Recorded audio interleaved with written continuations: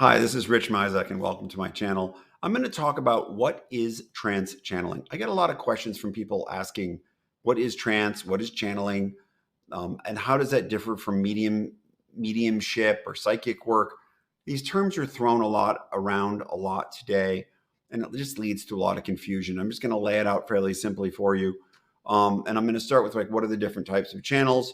Who are some of the popular channels that you may have seen on TV? What is actually going on in the process? How did I learn about channeling? And what are the three types of channeling that when you do actually, if you do go to see a channel that you could work with, and then a final action. So first, there are three kind of layers. So the first layer would be psychic work. And the best analogy I could use to psychic work is you're sitting in a restaurant, you're looking at someone on the other side of the room, and you go, well, that person looks like they're having a bad day. And you're kind of picking up their energy. Well, that's what a psychic's doing. They're picking up your energy, but they're really, really, really tuned in, and they're able to tell you information and relate information that's in you now back to you to allow you to hopefully make better decisions in your life. The second area you see is mediums. There's a lot of these on TV. A medium does not connect to the energy around you. They connect to a discarnate spirit, someone who's no longer with us. That would be, let's say, your a late mother, father, grandfather, friend, or something like that, to give messages and relate things that are important to your connection with that person. And the third would be a channel or a trance person. So trance is often a term used in the UK because you're in a trance state when the person communicates this message, when I communicate the message.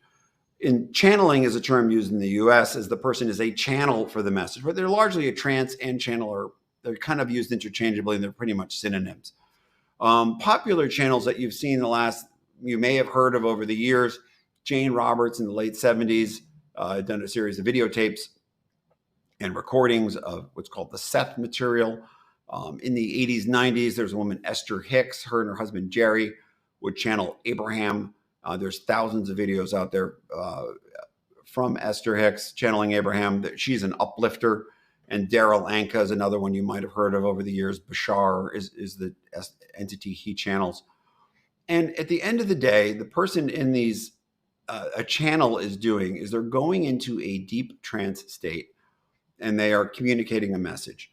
Now, a medium is sort of translating a message. A psychic's reading a message off you, but they're present. They're in the room. They know what's going on. A channel is in a deep trance state. So in our day-to-day activity, we are often operating in beta brainwaves or alpha brainwaves. Those are typical waking state. Beta would be, more energetic. Alpha would be like you're studying and concentrating on something. But when we're sleeping, we're in theta or delta brainwaves. Delta is often referred to as deep sleep. So in a trance channeling session, the person goes into usually a theta brainwave state. So they're out of it, but they are communicating. And so the spirit is using the channel's body, my body, to communicate the message. I am not translating the message. I'm not interpreting. I am just communicating words. So in this case, I go into a light trance state or deep trance state. I communicate the message. I didn't pick the words. I just let it flow, whatever comes out. And the message is always very particular to you. It's what you need to hear, and what you want to hear. It is not always, as I said, it's not what you want to hear. It's often what you need to hear, not necessarily what you want to hear. And it is always positive. Spirit is not going to go chastise you because you were late to work yesterday. They care about your spiritual growth and development, your personal happiness and joy. And it will be about things to help you either work through an issue, get over a hump or something in your life. It is always very positive. It's always very custom tailored. In my journey, I was listening to a woman, Esther Hicks. She would channel Abraham. And in her message, Abraham is an uplifter. It's always a very positive message, always makes you feel good. And I was listening to her message. And then later I was taking a class, and the person who taught the class, he would ask his wife questions. And on the sessions where his wife was a channel. And when he would ask questions, she'd answer the questions. Myself and everybody else in the class would say that they would play back the ones where she was getting the channeled message to her husband way more than they would actually his classes. They found them much more impactful. And I definitely did as well. And I had to learn how to do it, and I learned how to do it. Now, if you did go to a channel, they will say, what kind of channeling do you want? So that gives you a little bit more. There's 3 types. There's speaking, communication, and healing. So speaking is simply that. The person goes into a trance state and they speak to you. Trance communication is more of a back and forth where you're speaking to spirit. You could ask questions and channel spirit will answer those questions for you.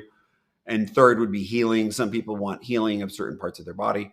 In this case, you may think it's your toe, but spirit knows it's something else. It's not actually the toe that's most important, and they will send healing energy to that part of you. So if you want to learn anything more about channeling, or you'd like to schedule a session with me, please go to my website, richmizak.com, RICHMIZAK.com. And to sign up for a session, I usually work about 30 minutes, and I look forward to hearing from you. Thank you so much.